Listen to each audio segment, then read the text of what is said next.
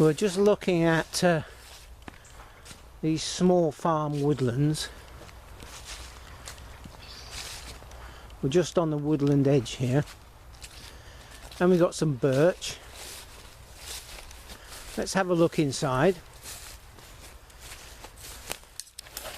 Obviously the canopy's closed over, and we are talking November here, so you know some of the ground cover has died away. We have an oak here which is fine, but the crown is one-sided, as you can see that, and that's because there's this big ash here and it's got a lot of leaf on it, so that's quite healthy. And there's a lot of birch in this.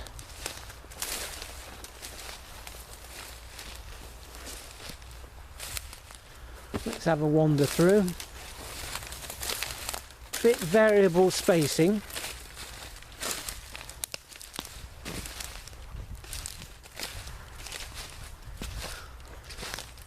Maybe there was a bit there where the establishment wasn't quite as good. Over here it seems a bit thicker.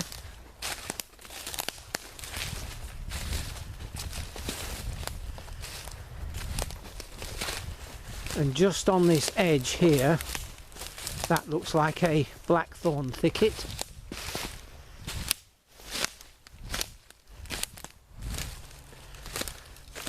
Old gamekeeper nonsense.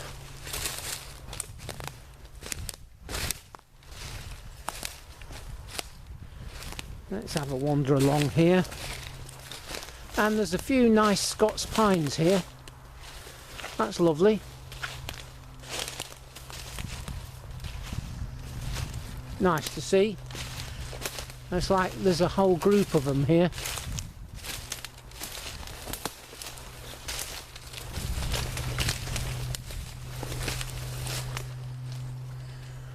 And there's another oak here. It's not that big. Where are we? There we go. But the crown is not too bad. It's reasonably round. And there's another oak by the side of it that's being pushed over by this crown here. So that one's obviously a keeper. And some of the ash are quite large.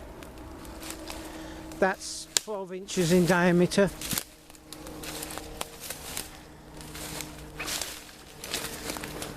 So it looks like the ash like this ground and the oak not so much. And we've got an aeroplane. I'll just switch off for a moment.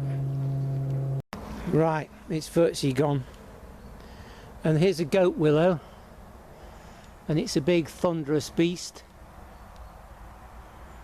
But just in that Scots pine,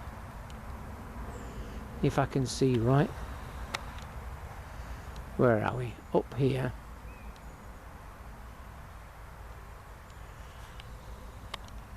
Is that a buzzard's nest or something like that? Certainly looks like a nest of some form. So we'll have to be careful of that. I can just hear buzzards in the distance meowing. So it might very well be a buzzard's nest.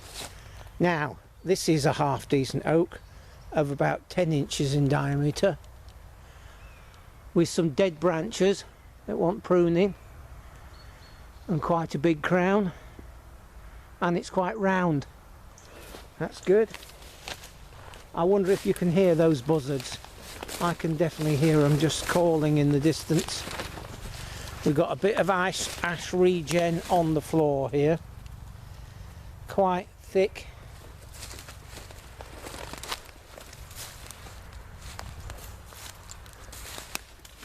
And some more blackthorn thicket.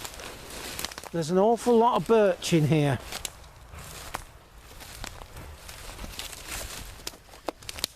It's getting a bit narrower as we come along here.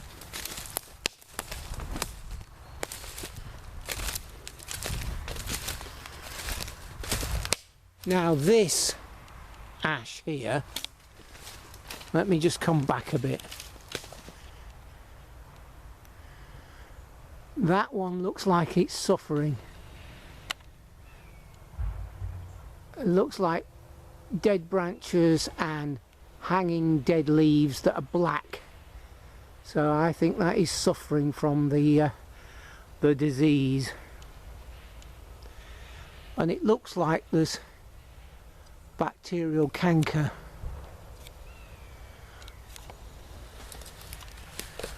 So I think that one's a candidate for removal.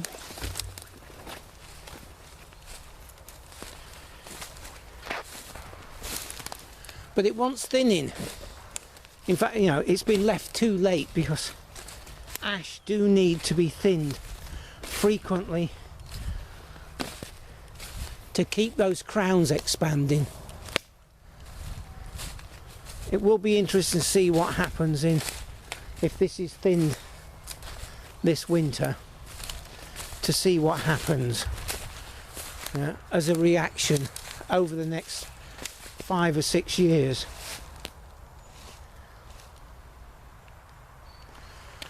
But you know, you've got to get those crowns expanding to keep healthy trees growing.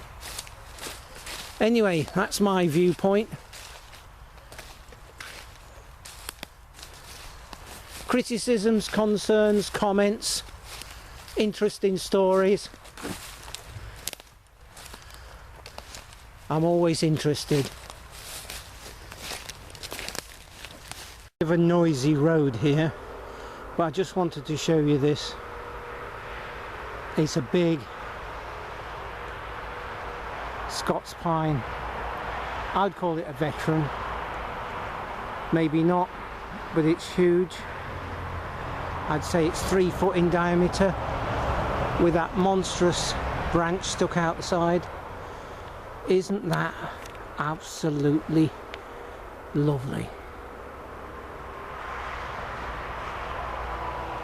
Perhaps the video doesn't do it justice, but it's nice just to see it. So this is a Deodar cedar and a Himalayan cedar, and I was just walking by and I noticed this. Bearing in mind it's the middle of November, okay, and they're flowers. So just down here, where are we? Down a bit more are some of those flowers. Now let's just get in close and I'll show you something.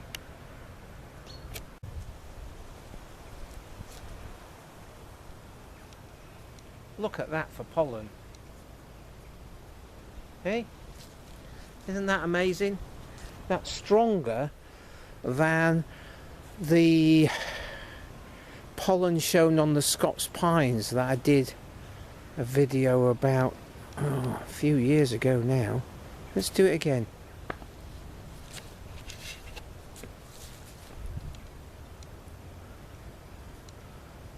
That's phenomenal.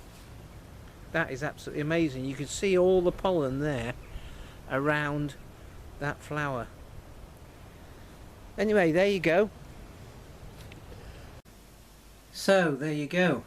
That was a little visit to a small woodland. There's several of them on a farm, and it just goes to show the difficulty of planting a small area like 1 acre, and then managing it. Your species choice, I mean, it depends upon the aspect and the exposure, and a small woodland is always sort of exposed quite a lot to start with, and then how you're going to manage it, because you don't want to end up with it just being a windy open woodland. So the woodland edges are just as important as the middle. So it's a matter of sort of trying to keep the low level wind out. Oh, interesting also that somebody's put 5 or 6 Scots pine in the middle. So when that gets thinned, we're going to have to be very careful about the time of year, and the contractors have got to be well aware of that buzzard's nest, so stay well clear.